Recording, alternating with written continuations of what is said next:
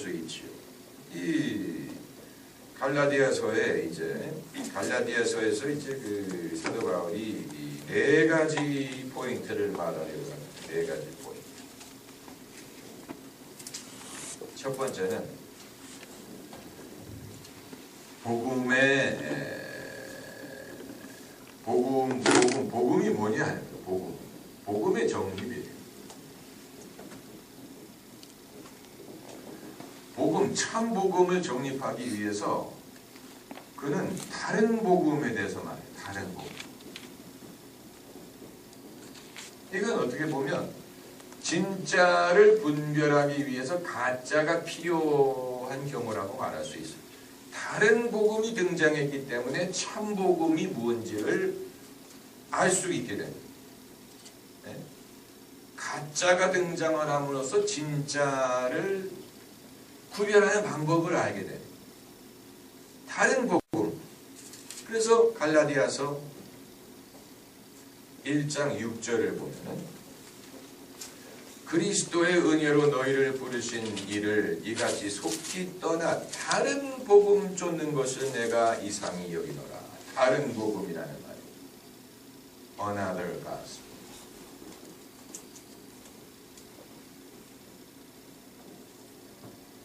그게 무엇이었느냐? 이건 그렇게 중요하지 않아요. 시대마다 다른 복음이 있어요. 시대마다. 그 당시에는 그 당시대로 다른 복음이 있었어요. 지금 이 시대는 이 시대대로 다른 복음이 있어요. 다른 복음. 그런데 바울이 희한하게 생각한 것은 자기가 가르쳤던 갈라디아 교인들이 그렇게 쉽게 진실을 떠나서 다른 복음을 쫓는다는 사실이었어요. 그래서 6절에 내가 이상히 여긴다. 바울도 가슴을 치면서 이상하게 여겼어요. 사람들이 왜 이러냐. 그러나 아까 제가 말씀드린 것처럼 사람들은 율법주의적인 게 더 어필을 해요. 사람들이 그걸 더 어필해요. 자기에게 좀 이렇게 독하게 하는 사람은 더 존경해요. 반대로 신사적으로 대하는 사람은 무시해요. 저 사람은 힘이 없어. 저 사람은 아마 힘이 없기 때문에 나는 이런 식으로 나이스하게 대해줄 거야. 반대로 독하게 대해주는 사람은 저 사람은 뭔가가 있어. 그렇기 때문에 나한테 이렇게 하는 걸 거야. 이런 식으로. 이 다른 복음이 사람들에게 어필을 해요. 다른 복음. 그래서 복음의 정립. 복음이 뭐냐? 2장 16절이 바로 그 해당. 2장 16절. 이거 여러분 외워야 됩니다. 같이 읽어봅시다. 사람이 의롭게 되는 것은 율법의 행위에서 난 것이 아니요 오직 예수 그리스도를 믿음으로 말미암는 안고로 우리도 그리스도 예수를 믿나니 이는 우리가 율법의 행위에서 아니고 그리스도를 믿음으로써 의롭다함을 얻으려 함이라. 율법의 행위로서는 의롭다함을 얻을 육체가 없느니라. 다른 복음은 뭐냐? 율법의 행위로 의롭다함을 얻으려고 하는 그걸 가르치는 것. 그게 다른 복음. 그 당시에는 이제 그 할례를 가르친 거. 할례 받아야 된다. 그냥 예수 믿는 것만으로는 안 되고 할례를 받아야 너희가 구원받을 수 있다. 여기에서 이제 사도 바울이 율법의 행위를 보고 율법, 할례를 받으려고 하는 것은 율법의 행위인데 율법의 행위로서 의롭다함을 얻을 주체가 없다. 의롭다함을 얻는 것은 믿음으로 말미암는 것이다. 유니버설한 것. 이방인이든 유대인이든 남자든 여자든 이 믿음으로 믿음 다시 말하면 이제 그 믿음은 행위와는 별개의 기준입니다. 무슨 말이냐면 만약에 제가 안 믿는 사람 보고 나는 믿었기 때문에 천국 가고 너는 안 믿었기 때문에 지옥 가지 이렇게 한다면 저는 저의 믿음을 또 하나의 행위화하는 거예요. 나는 믿기 때문에 나는 위대하고 너는 안 믿기 때문에 나쁜 놈이고 나는 믿기 때문에 착한 사람이고 너는 안 믿는 것이기 때문에 지옥 갈 사람이다. 이런 식으로 나의 믿음을 나의 어떤 자랑이나 나의 어떤 그 훈장으로 만드는 것이다. 무슨 말인지 아시겠습니까? 우리가 믿음으로 의롭다함을 얻는데 그 믿음이 또 하나의 행위가 돼서는 안 돼. 내가 믿는다는 것은 내가 그만큼 위대해서가 아니고 하나님의 은혜로 됩니다. 그렇기 때문에 믿음이 증거하는 것은 하나님의 은혜지. 나의 위대함을 말해주는 게 아니야. 내 믿음이 나의 어떤 뭐라 그럴까, 나의 공로를 말하는 게 아니야. 아주 중요한 분. 그렇기 때문에 제가 이걸 이해하는 분은 총명한 분이라고 말씀드려요. 어느 정도의 총명함이 있어요. 아, 그렇구나. 왜 많은 그리스도인들이 세상 사람들에게 지탄을 받느냐. 세상 사람들 보기에는 예수쟁이들이 믿음을 말하는 게 마치 행위를 자랑하는 것처럼 보여요. 자기네들이 잘나고 자기네들이 의로워가지고 쟤네들은 천국 간대. 그러면서 늘 안 믿는 사람들을 탓하고 안 믿는 사람 흉보고 안 믿는 사람 죄인 취급하고 예수 믿는 사람들 재수 없어. 이렇게 말하는 이유는 그리스도인들이 자기들의 믿음이 이렇게 하나님의 은혜밖에는 자랑할 게 없는데 자기의 믿음을 또 하나의 자기의 공로로 생각하는, 나는 3대째 믿었고 말이지, 나는 주일날 빼먹지 않고 교회 가고 말이지, 나는 크리스찬이고 말이지, 나는 의로운 사람이고 말이지, 너는 안 믿는 불신자고 악하고 완악하고 너는 지옥 갈 놈이고 많은 얘기인데 어디서부턴가 나를 드러내기 시작하기 시작합니다. 나는 나의 무슨 말인지 아시겠어요? 아주 미묘한 포인트. 복음의 정립. 다른 복음, 율법의 행위가 아닌 믿음을 통해서, 믿음이라는 것은 하나님의 은혜를 증명하는, 나의 나됨은 하나님의 은혜로라. 이 말이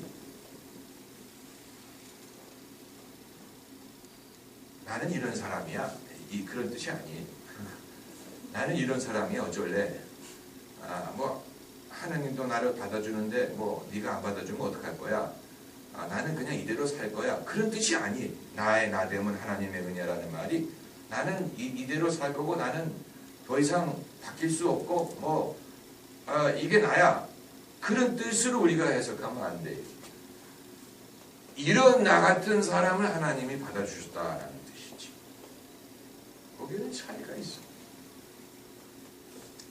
복음의 정립이 굉장히 중요한 것이고, 그리고 이제 사도 바울이 두 번째로 말하는 것은 이 복음의 원리가 이게 새로운 게 아니고 구약에 이미 선례가 있다는 거예요. 그게 바로 아브라함의 일. 이게 새로운 진리가 아니고 구약에 이미 믿음으로 의롭다함을 얻는 선례가 있다. 그래서 그가 말하는 게 아브라함 3장에 보면은 아브라함에 대해서 말하는 아브라함 3장 6절에 3장 6절 같이 읽으십시다. 아브라함이 하나님을 믿음에 이것을 그에게 의로 정하셨다 함과 같으니라. 아브라함, 이게 창세기 15장에 있는 구절이에요. 아브라함이 하나님을 믿으니 하나님이 이를 그의 의로 여기셨다. 의라는 말이 굉장히 중요한 거예요. righteousness.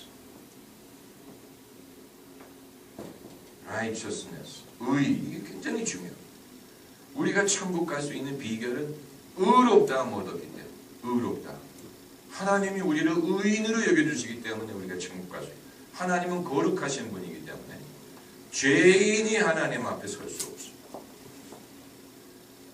의인이 아니면 하나님 앞에 설 수 없는데 우리가 믿음으로 의롭다함을 얻었다는 것은 그런 뜻입니다. 그리고 세 번째 사도 바울이 말하고자 하는 것은 그러면 왜 구약 시대에는 왜 하나님이 율법을 주었냐? 사람이 율법의 행위로 의롭다함을 얻을 수 없는 거라면 왜 그럼 하나님이 율법을 주었냐? 처음부터 복음을 주지 왜 구약에서는 율법을 주었다가 이제 와서 예수님을 통해서 은혜를 주었느냐? 중요한 문제가 아닙니까? 그게 이제 바로 4장에서 말하는 4장 1절부터 보시면 내가 또 말하노니 유업을 이을 자가 그 말은 이제 상속자라는 뜻이에요. 네? 상속자, 재벌 2세 이런 사람 상속자. 유업을 이을 자가 모든 것의 주인이나 그 회사를 이어받는 그 회사를 앞으로 상속할 자 모든 것의 주인이나 어렸을 동안에는 종과 다름이 없어서 아이가 종이라고 말씀드렸죠. 어렸을 동안에는 종과 다름이 없어서 그 아버지의 정한 때까지 후견인과 청지기 아래에 있나니 다시 말하면 이 상속자가 성인이 될 때까지는 그를 감독하는 사람이 돼 있습니다. 어른 역할을 해주는 사람 그 사람 말을 들어야 돼. 후견인과 청지기 아래에 있나니 이와 같이 이제 이게 비유예요. 이와 같이 우리도 어렸을 때 여기서 우리라는 것은 인류를 말합니다. 인류가 어렸을 때가 있었어요. 그게 언제부터 언제까지를 말하는지는 모르겠는데 만약에 여러분이 그걸 추가로 깊이 연구해서 논문을 쓴다. 그 아주 읽을 만한 논문이 될 거예요. 도대체 언제부터 언제까지를 바울의 입장에서 봤을 때 인류가 어린 시절로 볼 수 있느냐. 그게 무슨 뭐 크로마뇽 시대에서부터냐 아니면 뭐 문명이 탄생할 때부터냐 언제부터 언제까지를 인류가 어린 시절이라고 보느냐 아주 중요한 바울이 거기에 대해서 답을 하잖아요. 제 생각에는 민족에 따라서 어렸을 때가 다른 것 같아요. 그래서 하나님은 그 민족대로 어린 시절이 지난 다음에 복음이 들어가게 하셨는지도 모르겠어요. 그래서 우리나라에는 복음이 들어온 게 이제 100몇십 년밖에 안 된 이유가 그 이전은 하나님이 판단하시기 아직 어렸기 때문에 그렇지 않았을까. 아직도 우리가 좀 어린 부분이 있는지도 몰라요. 그렇기 때문에 복음을 잘 이해를 못해요. 아직도 노예 근성이 있어요. 네? 노예 근성이 있어가지고 누가 자꾸 이렇게 채찍질하고 매질하고 야단치면 말을 잘 듣고 신사적으로 하면 말을 안 들어요. 이게 뭡니까? 노예 근성. 노예 근성이 있는 사람은 하나님의 은혜가 그 사람에게 별로 그렇게 동기부여가 안 돼. 하나님이 은혜로 우리에게 이렇게 살아라, 뭐 이렇게 해라 하면 아무 말 안 들어요. 그럼 어떻게 말 듣느냐? 너 안 들으면 너 지옥 가, 벌 받아, 저주 받아, 뭐 복을 못 받아, 뭐 망해, 뭐 가다가 뭐 다리가 부러져, 뭐 자동차 사고나 그러면 사람들이 들어요. 막 그래가지고 노예 근성이죠, 노예 근성. 그런 식으로 설교하면 교인들이 막 들어요. 뭐 아무 교회는 뭐 예수 믿지 않고 예배 시간에 뭐 예수 믿을 기회 있었는데 거부하고 나가다가 교통사고로 죽었댄다. 그런 사람들이 그래가지고 두려워가지고 믿겠습니다 그래. 그렇지만 신사적으로 하나님이 우리를 행위로 대하지 않으시고 우리의 공로와 상관없이 우리를 사랑하시는 그럼 안 들어요. 코웃음 쳐요. 하나님을 좀 업신여겨. 하나님의 그 하나님됨을 업신여겨. 하나님의 은혜를 업신여겨. 하나님이 차라리 폭군이 되면 더 편하게 생각해요. 근데 하나님이 나를 사랑하시는 게 그게 별로 나에게 그 동기부여가 안 되는 거예요. 무슨 말인지 아시겠어요? 아주 중요한 거예요. 그 애들이 부모가 인격적으로 말하면 안 듣고 매를 들어야 듣는 것과 마찬가지예요. 우리가 하나님에 대해서도 그런 식으로 생각합니다. 매를 들어야 들어요. 말을 들어요. 그냥 하나님이 우리에게 신사적으로 말씀하시면 안 돼요. 하나님도 그 딜레마가 있으실 거예요. 그래서 왜 그런 구약의 율법을 주었느냐? 그 이유는 아직 어렸기 때문에 그래요. 아직 미성년자이기 때문에 성인이 될 때까지는 모든 것의 주인이나 아버지의 정한 때까지 무엇과 무엇 아래 있다 그랬어요. 후견인과 청지기, 율법이 바로 그 역할을 했다. 후견인과 청지기. 이 성인이 될 때까지는 율법 아래에 있게 하죠. 그러니까 여러분 복음은 성인이요. 저는 옛날에 청소년이었을 때 성인물 그러면 이건 내가 접근할 수 없는 성인 소설. 여러분 그런 거 혹시 몰래 안 보셨습니까? 성인물. 그런데 성경을 연구하다 보니까 복음이 성인물이. 복음은 성숙하지 않은 사람은 이해가 안 돼. 애는 복음을 이해할 수 없어. 정신적인 아이. 그래서 이제 그 6절부터 보면 너희가 아들인 거로 하나님이 그 아들의 영을 우리 마음 가운데 보내사 아바 아버지라 부르게 하셨느니라. 그러므로 내가 이후로는 무엇이 아니요 무엇이니? 종이 아니요 아들이니. 종이 아니 종. 노예가 아니라는 거예요. 노예 근성으로 생각하면 안 돼.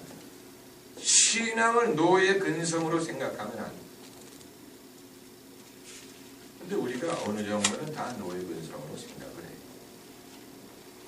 그걸 완전히 벗어버리는 건 아마 불가능할지도 몰라요. 불가능할 거예요. 아마 불가능한 거라고.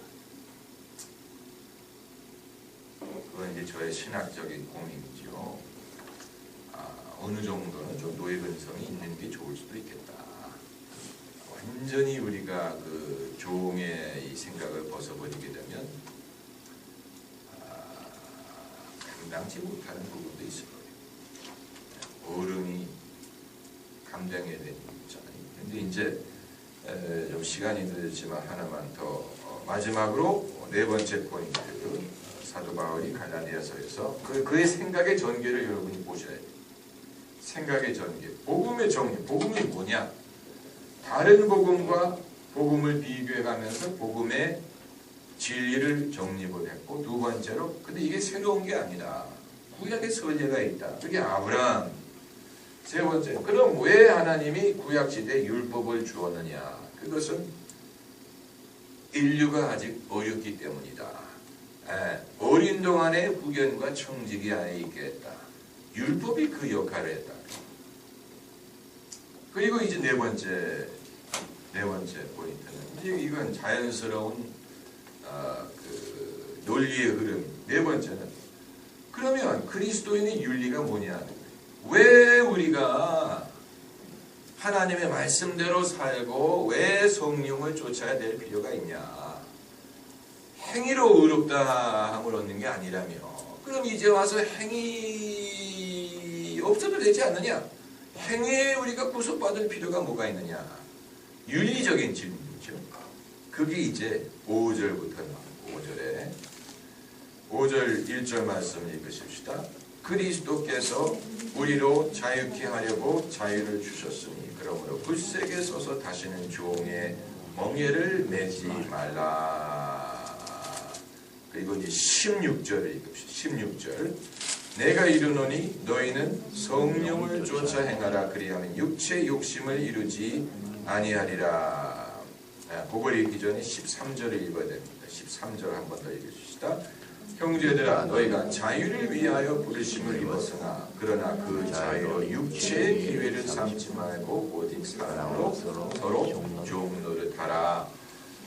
윤리 이제 자유라는 말이 등장을 하는데 이 자유는 율법으로부터의 자유를 말하는 율법적인 인생으로부터의 자유를 말하는 자유. 이게야말로 진짜 자유.